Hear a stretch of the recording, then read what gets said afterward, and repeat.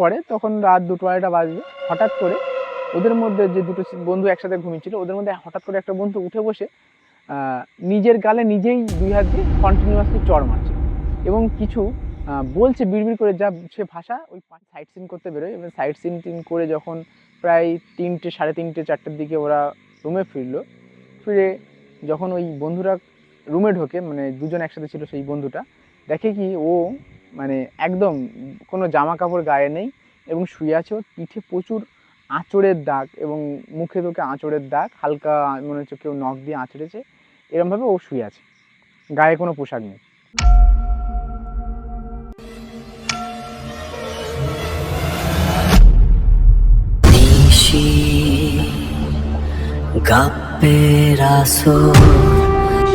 যেখানে প্রতিটি গল্পের আড়ালে লুকিয়ে আছে এক ভয়ঙ্কর সত্য।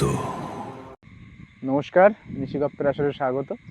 আজকেও একটা নতুন ঘটনা আমরা নিয়ে এসেছি। ঘটনাটা হচ্ছে আমার এক কালেক্ট করা আমার এক দাদা, মানে দাদা বলতে বলেনি, ছেলেদের বন্ধুর কোনো বয়স হয় না। মানে আমি আমার ছোট, মানে আমি কেন, সব ছেলেরাই তার ছোট, মানে 10-12 বছরের থেকে শুরু করে আর 60 বছর পর্যন্ত ছেলেদের বন্ধু হয়। একসাথে আড্ডা মারা যায়, একসাথে ঘোরা যায়, এটা মনে হয় ছেলেদের একটা বেস্ট পয়েন্ট। তো আমার এরকম একটা দাদার সাথে আমার কথা হচ্ছিল, যে দাদার বয়সটা আমার থেকে প্রায় 10 বছর বেশি হবে। তো ওই দাদা একটা ঘটনা এরকম, আমরা ভিডিও করি জেনে বলছে আমার একটা ঘটনা আছে, তুই শেয়ার করতে পারিস। তো আমি যে হ্যাঁ বলো, ঘটনা আমি শেয়ার করবো। আর তার আগে বলে রাখি, তোমাদের কাছেও যদি ঘটনা থাকে তোমরাও আমাদেরকে হোয়াটসঅ্যাপে ভয়েস করে পাঠিয়ে দাও, আর তোমার ঘটনাটা এরকম আমরা বলবো। তো যে ঘটনাটা দাদা বলছে তুই বলতে পারিস, ভালো ঘটনা, আমি আমাদের সঙ্গে ঘটে যাওয়া একটা ঘটনা। তো দাদা তখন কলেজ সবে পাশ করেছে এবং কলেজ পাস করে 1 বছর সবাই আছে। তো ওই দাদাদের না সার্কেল ছিল 4 জনের সার্কেল। 4 জনের সার্কেল কেমন, মানে 3টে ছেলে বন্ধু এবং একটা মেয়ে বন্ধু। কিন্তু ওই একটা যে মেয়ে ছিল সেটা আবার ওদের বন্ধুদের মধ্যে একজনের গার্লফ্রেন্ড। মানে ওরা ওই স্কুল লাইফ থেকে ওদের প্রেম। তো এইভাবে ওরা কলেজ কমপ্লিট করেছে। কলেজ কমপ্লিট করে ওদের বিয়ে হবে, মানে দেখা, ওদের বাড়ির থেকে সব জানা শোনো, কথা বলা রেডি, তো বিয়ে হবে। ওরা একটা প্ল্যানিং করে, ওদের বিয়ের সামনেই 1-1.5 বছরের মধ্যে বিয়ে হবে। তো ওরা একটা প্ল্যানিং করে যে চল না আমরা 4জন একটু ঘুরে আসি। কোথায় ঘুরতে যাব? তো ওদের মধ্যে ঠিক হয় যে পাহাড়ে চল, পাহাড়টা খুব ভালো, পাহাড়টা আমরা কোনোদিন যাইনি, পাহাড়টা ঘুরে আসি। তো ওরা লোকাল গাইডদের কিছু জিজ্ঞাসা করে নেয় পাহাড়ে কোন জায়গাটা কোথায় যাবে। তো এইভাবে সিকিম ঠিক হয়, সিকিমে যাবে। তো লোকাল গাইডের একজন বলে যে তুমি যাও, ওখানে আমাদের লোক আছে, গাড়ি টাড়ি সব ব্যবস্থা হয়ে যাবে, তুমি একটু ফোন করে দেবে আমাকে। তো এরকমভাবে ওরা 4জনে বেরিয়ে পড়ে, মানে 3জন ছেলে আর ওই মেয়েটা হচ্ছে আবার একজনের গার্লফ্রেন্ড। তো ওরা ওই গার্লফ্রেন্ড বয়ফ্রেন্ড আর ওরা দুটো বন্ধু, মানে টোটাল 4জন ওরা বেরিয়ে পড়ে। সিকিমে ওরা পৌঁছায় এবং ওখান থেকে গাড়ি নেয়। গাড়িটা ওদের পরিচিত, যেরকম বললাম পরিচিত ছিল এখানে, সে ফোন করে দেয় যে এরকম যাবে। তো ওদের কিছু হোমস্টের নাম বলে দেয় যে এখানে দেখিস যে এখানে হয় নাকি। তো ওরা তখন দাম শুনলো, কথা বলতে বলতে যাচ্ছে। ড্রাইভার, ওরা তো নেপালি ভাষা বেশিরভাগ বলে, তো হিন্দিতে কোনো রকমে ওরা বোঝানোর চেষ্টা করলো। তো হিন্দি সে পারে, বললো এখানে 2500 থেকে 3000 টাকা রেঞ্জের মধ্যে হোটেলের রুমগুলো হয়, বা হোমস্টে যেগুলো হয় 2500 থেকে 3000 টাকা করে পড়ে। তো ওরা বললো কমে হবে না? তো উনি কিছুক্ষণ থেমে থেকে তারপরে বললো হ্যাঁ আছে, কিন্তু ওটা একটু তোমাকে আর একটু আগে যেতে হবে, এগিয়ে যেতে হবে। কিন্তু তোমার যে যে ফোন করেছিল আমাকে এই লোকেশনের মধ্যে দিতে বলেছে। বলছে না না, ওই দাদার কথা বাদ দাও, তোমার যেখানে কম হবে সেখানে নিয়ে চলো, তুমি তো আমাদের গাড়িতে করে সাইট সিনগুলো করাবে। বলছে হ্যাঁ আমি করাবো। বলছে তাহলে তুমি ওই কম যেখানে হচ্ছে সেখানে আমাদেরকে নিয়ে চলো। তো ওই ড্রাইভারটা বলে ঠিক আছে, নিয়ে যাব। আমি আগেও কিছু লোকের এখানে রেখে এসেছি, কিন্তু তারা জানি না কেন, জানি না তারা চলে আসে, থাকে না, কি প্রবলেম হয়। ওই মালিকের কিছু রেস্ট্রিকশান থাকে, সেই রেস্ট্রিকশান নাকি সবাই মানতে পারে না। তারা বলছে 1500 টাকা 1600 টাকার মধ্যে যদি অর্ধেক দামে পেয়ে যাই, কিছু রেস্ট্রিকশান মেনে নেবো, আমরা তো ঘুরতে এসেছি, আর আমরা তো সারা জীবন রেস্ট্রিকশানে কাটছে জীবন, তো এখানেও মেনে নেবো কিছু রেস্ট্রিকশান। তো এইভাবে ওরা আড্ডা মারতে মারতে পৌঁছে গিয়ে ওই হোটেল যে মালিক, গিয়ে দেখে একটা মধ্যবয়স্ক লোক এবং ওনার মানে স্ত্রী, দুজন মিলে ওই হোমস্টেটা চালাচ্ছে এবং সেই কোনো ওদের অতিথি নেই।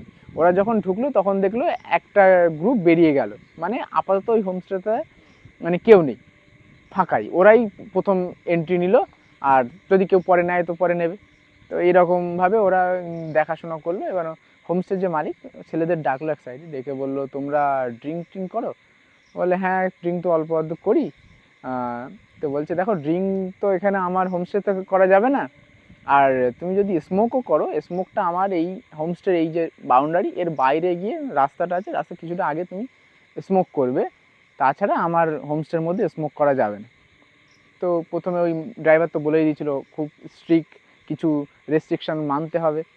তো বলছে ঠিক আছে কোনো ব্যাপার না, আমরা স্মোক বাইরের থেকেই করে নেবো, অসুবিধা নেই। আর কি বললো যে তোমাদের রাত্রেবেলা যদি কোনো প্রবলেম হয় বা কোনো রকম কিছু অসুবিধা হয়, তোমরা একা একা বেরোবে না, আমাকে ফোন করবে, আমি ওই সাইডটাতে থাকি, মানে হোমস্টের এখানে কিছুটা সামনে এই ঘর আছে যেখান থেকে খাবার টাবার তৈরি হয়, ওই জায়গাতে ওরা দুজন বৃদ্ধা থাকে। তো বলছে আমাদেরকে তুমি কল করবে, আর যদি নেটওয়ার্কের প্রবলেম হয় তুমি না পাও তাহলে আমাকে ডাক দেবে, ওখানে বাইরে একটা আছে মানে ঘন্টা টাইপের, দড়ি ধরে টানলে ওনার রুমে ওটা বাজবে। তো বলছে তোমাদের এইভাবে ওনাকে ডাকার ব্যবস্থা বলে দিল। বলছে ঠিক আছে। তো ওরা যথারীতি ওই বিকালে পৌঁছেছে, খাওয়া দাওয়া করে হোমস্টের চারিপাশে দেখলো, পাহাড়ের বিভিন্ন সুন্দর পরিবেশ ওরা দেখে হাত পা ধুয়ে সন্ধ্যাবেলা খেয়ে ওরা রুমে গেছে। তো তখন পাহাড়ি অঞ্চলে যেভাবে বললো যে 7টা-8টার মধ্যে সব বন্ধ হয়ে যায় এবং একদম শুনশান হয়ে যায়। তো ওরা যখন রুম নিল, ওরা পাশাপাশি রুম নিয়েছে, মানে একটু কোনাকুনি রুম নিয়েছে, তো এই রুমটা এখানে আর এই সাইডে রুম, আর এখান থেকে যাতায়াতের ব্যালকনি টাইপের এরকম কোনাকুনি রুম, মানে এরকম দেখতে হবে। তো পাশের রুমটায় ওর সেই বন্ধু এবং বন্ধুর গার্লফ্রেন্ড ওরা দুজন নিয়েছে, আর দুজন এই রুমটায় ওরা ঢুকেছে। এবার ওরা তো গার্লফ্রেন্ড যারা যে কাপল যারা ছিল তারা তো রুমে চলে গেছে, এরা যখন রুমে ঢুকলো এরা খেয়াল করলো রুমটা খুব সুন্দরভাবে গোছানো, এবং ওপরে মানে ঠিক যেখান থেকে ওরা এন্ট্রি নিল তার ডান সাইডের দেয়ালে একটা মাঝারি টাইপের একটা ছবি বাঁধানো, এবং একটা মেয়ের ছবি, মেয়েটা যথেষ্ট সুন্দর দেখতে এবং খুব অল্প বয়সী হবে। তো এরকম একটা মেয়ের ছবি বাঁধানো দেখলো। যথারীতি ওরা রাত্রি শুলো ওখানে। শোয়ার পরে ওরা কিছুক্ষণ পরে, মানে 1-2 ঘন্টা পরে, হঠাৎ করে পাশের রুম থেকে কিছু আওয়াজ, হাসির বা একটা কাপেলদের যে সুন্দর মুহূর্ত যে এরকম হতে পারে সেরকম কিছু আওয়াজ ওরা পেল। এবার এরা দুজন যে ছিল তারা একটু হাসাহাসি করে ওরা ঘুমিয়ে পড়লো। তো এই ঘুমানোর কিছুক্ষণ পরে, তখন রাত 2-2:30 বাজবে, হঠাৎ করে ওদের মধ্যে যে দুটো বন্ধু একসাথে ঘুমিয়েছিল ওদের মধ্যে হঠাৎ করে একটা বন্ধু উঠে বসে নিজের গালে নিজেই 2 হাত দিয়ে কন্টিনিউয়াসলি চড় মারছে এবং কিছু বলছে বিড়বিড় করে, যা সে ভাষা ওই পাশে যে শুয়েছিল সে বুঝতে পারছে না। সে হঠাৎ করে উঠে বলছে কী হলো তোর? ঘুমের মধ্যে অনেকে উঠে বসে ঠিক আছে, কিন্তু নিজের গালে নিজে কন্টিনিউয়াসলি চড় মারছে জোরে জোরে। আর এবং তখন ওদের বয়স প্রায় 25 বা 26 এরকম কাছাকাছি হবে। তারা তার মধ্যে ওই বন্ধুরা কন্টিনিউয়াসলি নিজের গালে চড় মারছে। তো ওর গা ধরে নাড়াচ্ছে, কী রে তোর কী হলো? তো ও কোনো রকম কথা না, ওর নিজের মতো চড় মেরেই যাচ্ছে। তখন ও একটু ভয় পেয়ে যায়, রাত্রেবেলা এরকম বিহেভিয়ার, আর কী বলছে বোঝা যাচ্ছে না, বিড়বিড় করে আওয়াজ হচ্ছে। তো তাড়াতাড়ি বেরিয়ে পাশের রুমে গিয়ে ওই ওদের বন্ধুদের ডাকে।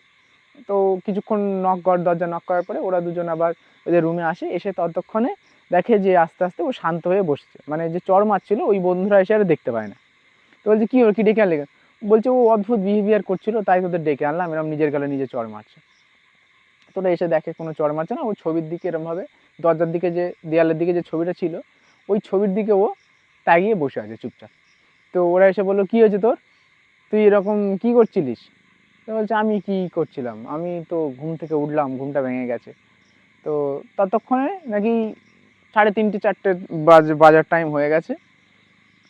তো আবার ওরা বললো ঠিক আছে, ওই বন্ধুটাকে ওই কাপেলরা বললো তোরা ঘুমিয়ে পড়, তোরা বলে ওরা চলে গেল। যথারীতি দুজন আবার শুয়ে পড়লো, ঘুমিয়ে পড়লো। এবার সকাল হলো, সকাল হওয়ার পরে ওই যে বন্ধুটা নিজের গালে চড় মারছিল ও বলছে আমার শরীরটা না খুব আজকে খারাপ লাগছে, দুর্বল লাগছে। ওদের সকাল সকাল বেরোনোর কথা ছিল 8টা, 8:30, 9টার মধ্যে সাইট সিন করার জন্য। তো বলছে আমি না আজকে যেতে পারবো না, আর তোরা যা, আমার শরীরটা খুবই খারাপ, মানে আমার শরীর ভালো লাগছে না। এবং বলছে কি তুই এই প্রথমবার পাহাড়ে আসলি, তুই ঘুরবি না? বলছে না না তুই চল আমাদের সঙ্গে, তুই গাড়িতেই থাকবি। তো ও জেদ করলো না আমি আজকে যাব না, আমার একদম শরীরটা ভালো লাগছে না। তো এইভাবে ওরা তিনজন আর কি করবে, তো ওরা তিনজন বেরিয়ে গেল, মালিককে বললো ও ঘর রুমে আছে দেখো, বলছে ঠিক আছে অসুবিধা নেই তুমি যাও। তো ওরা তিনজন সাইট সিন করতে বেরোয়, এবং সাইট সিন করে যখন প্রায় 3টে, 3:30, 4টের দিকে ওরা রুমে ফিরে যখন ওই বন্ধুরা রুমে ঢোকে, মানে দুজন একসাথে ছিল, সেই বন্ধুটা দেখে কি ও মানে একদম কোনো জামা কাপড় গায়ে নেই এবং শুয়ে আছে। ওর পিঠে প্রচুর আঁচড়ের দাগ এবং মুখে তোকে আঁচড়ের দাগ, হালকা মনে হচ্ছে কেউ নখ দিয়ে আঁচড়েছে, এরমভাবে ও শুয়ে আছে, গায়ে কোনো পোশাক নেই। আর ওখানে তো গরম লাগার কোনো ব্যাপার নেই, আর তারপরে এরমভাবে শুয়ে থাকার কোনো মানে হয় না। দেখে ওরকম আপত্তিকরভাবে শুয়ে আছে, জামা কাপড় নেই শরীরে এইভাবে। তো ওকে ডাকাডাকি করে, ও কোনো কথা উত্তর দেয় না, একদম মনে হচ্ছে অজ্ঞান বা এরকম নিস্তেজ হয়ে পড়ে আছে। তো ওই বন্ধুটা তাড়াতাড়ি আরেকজন বন্ধুকে ডেকে তাদের জামা কাপড় পরিয়ে ওকে শুয়ে চোখে মুখে জল দেয়, কোনো রকম করে না। তো দৌড়ে গিয়ে মালিককে ডেকে আনে, হোমস্টের যে মালিক তাকে ডেকে আনে, যে এরকম ব্যবস্থা, কালকে রাত্রে এরকম এরকম হয়েছে আর এখন এরকমভাবে পড়ে আছে, একটু দেখো তাড়াতাড়ি কী হয়েছে, ডাক্তার থাকলে ডাকো, আর থাকলে ডাক্তারকে ডাকো বা আমাদেরকে একটু হেল্প করো। তখন হোমস্টের মালিকটা আসলো, এসে দেখে যে ওরকম সত্যি ওর মুখে তুকে অনেক রকম দাগ, জামা কাপড় পরিয়ে ও একটা অজ্ঞান টাইপের হয়ে পড়ে আছে। তখন হোমস্টের মালিক বলল দাঁড়াও আমি আসছি, বলে হোমস্টের মালিক বাইরে গিয়ে কিছুক্ষণ পরে একটা জল নিয়ে ফিরে আসলো, হাতে একটা জল এবং একটা কালো টাইপের ধাগা টাইপের কিছু নিয়ে আসলো, এসে ওর হাতে ওটা বেঁধে দিয়ে ওর জলটা ছিটিয়ে দিল। জলটা ছিটিয়ে দিয়ে কিছুক্ষণ পরে দেখছি আস্তে আস্তে বন্ধুটা মানে অজ্ঞান মতো হয়েছিল, সে জ্ঞান টাইপের ফিরছে। এবং এই দুজনকে ডেকে নিয়ে গিয়ে হোমস্টের মালিক বলল যে তোমরা বাড়ি চলে যাও, আমাদের এখানে থেকো না। তখন বলে কেন, কী আমার তো কালকে গাড়ি, আজকে কেন চলে যাবো, কীভাবে যাবো, হঠাৎ করে এরকম কেন বলছো না তোমাদের কিছু গাইডলাইন আমি দিয়েছিলাম, তোমরা হয়তো সেটা ব্রেক করেছো, আর এরকম কিছু আমাদের সমস্যা আছে। বলছে সমস্যা আছে মানে তুমি বলো কী সমস্যা। তখন বলছে যে আমার মেয়ে খুব স্ট্রিক্ট ছিল, মানে সব কিছু নিয়ম মাফিক ওর চাই, ওর নিয়ম ভেঙে গেলে ও বাবা মার উপরে সবার উপরে ও চিল্লাতো। তো ও কিছু বছর আগে মারা যায়, সুসাইডই করে। এবং তোমরা হয়তো দেখেছো ঘরে ঢোকার সময় ওর ছবিটা আছে, ওই ঘরটা ও মাঝে মাঝে যখন আসতো থাকতো।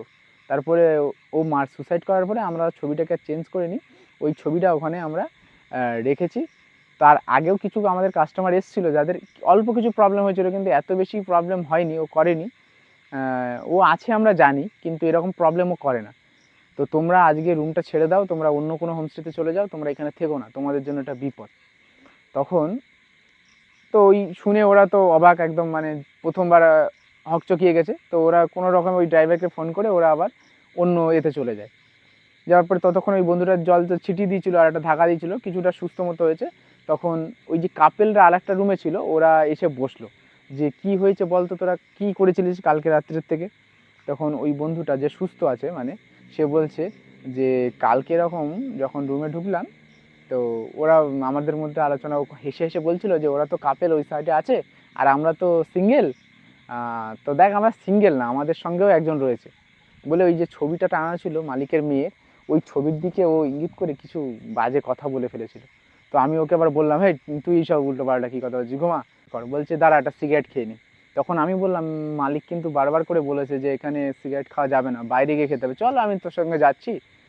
বলছে মালিক কি এখানে আছে নাকি, একটা সিগারেট খাবো এখন, বলে ও জোর করেই একটা সিগারেট ওখানে ঘরে খেয়েছে। খাওয়ার পরে রাত্রেবেলা হঠাৎ করে দেখছি যে ও উঠে নিজের গালে নিজে চড় মারছে। তোদের তো ডাকলাম আর তোরা এসে দেখলি যে কোনো কিছুই হয়নি, তারপরে আবার শান্ত হয়ে গেছে। তো তারপরের থেকে এরকম ঘটছে। এবার ওই বন্ধুটা একটু সুস্থ হয়েছে, ওকে জিজ্ঞেস করলো তুই তোর কি কি ফিল হয়েছে তুই বল। তখন ও যথেষ্ট মানে নরমভাবে, ওকে দেখে লজ্জিত মনে হচ্ছে, বলছে যে আমি এরকম কালকের ওই ছবিটার দিকে তাকিয়ে দুটো বাজে কথা বলে ফেলেছিলাম, আর তারপর থেকে রাত্রেবেলার থেকে হঠাৎ করে আমি নিজের গালে চড় মেরেছি, এটা আমি জানি না, তোদের মুখ থেকে শুনেছি। আর তোরা যখন চলে গেলি হঠাৎ করে আমি দরজাটা বন্ধ করে শুলাম, আমার শরীরটা খারাপ লাগছিলো। হঠাৎ করে মনে হলো আমার উপরে কেউ একটা মানে ঝাঁপিয়ে পড়েছে আর আমাকে নানা রকমভাবে বাজেভাবে মানে চড়, মানে মনে হচ্ছে যে আমাকে কেউ মারছে এবং সারা শরীরে আঁচড় দিচ্ছে। এরকম করতে করতে কখনো আমার গলা চেপে ধরছে, মনে হচ্ছে আমার বুকের উপরে একটা ভারী জিনিস বসে পড়েছে। আর আমাকে এরকম করতে করতে একটা সময় আমি সেন্সলেস হয়ে যাই। তো আমার এরকম ফিল হয়েছে। তো আমি তারপরে মানে খুব মন থেকে আমি ক্ষমা চেয়েছি এবং আমি আর কোনো দিন এরকম কিছু কারো সম্বন্ধে বলবো না। আমি কালকে রাত্রে সত্যি ভুল করে ফেলেছি। তো এইটা ও বললো, তারপরে ওরা পরের দিন তো আবার রিটার্ন করলো। তো এই ঘটনাটা ঘটেছিল ওই দাদাদের সঙ্গে, যে দাদাটা আমার সাথে বলেছে, তাদেরই বন্ধু, আর বছর 5-7 আগের ঘটনা। তো এই ছিল ঘটনা। তো তোমাদের যদি ভালো লাগে গল্পটা, তোমরা লাইক করো, চ্যানেলটিকে সাবস্ক্রাইব করো এবং বন্ধুদের মধ্যে ছড়িয়ে দাও আমাদের নিশিকপের আসরকে। এবং তোমাদের কাছে যদি ঘটনা থাকে তোমরা আমাদেরকে পাঠাও, ভয়েস করে পাঠাও আমাদের এই স্ক্রিনে ভিডিওটা নাম্বারে। আমরাও বলবো তোমার ঘটনাটা এরকম নির্ঝুম কোনো জায়গায় গিয়ে। তো আরেকটা ব্যাপার যেটা তোমরা আমাদেরকে জানাও যে আমাদের গল্পটা কেমন লাগছে, আর কি কি আমাদের গল্পের মধ্যে অ্যাড করলে ভালো লাগবে সেটাও তোমরা জানাও, যাতে করে আমরা আরও গ্রো করতে পারি আর তোমরা আমাদের পাশে থেকো। নমস্কার।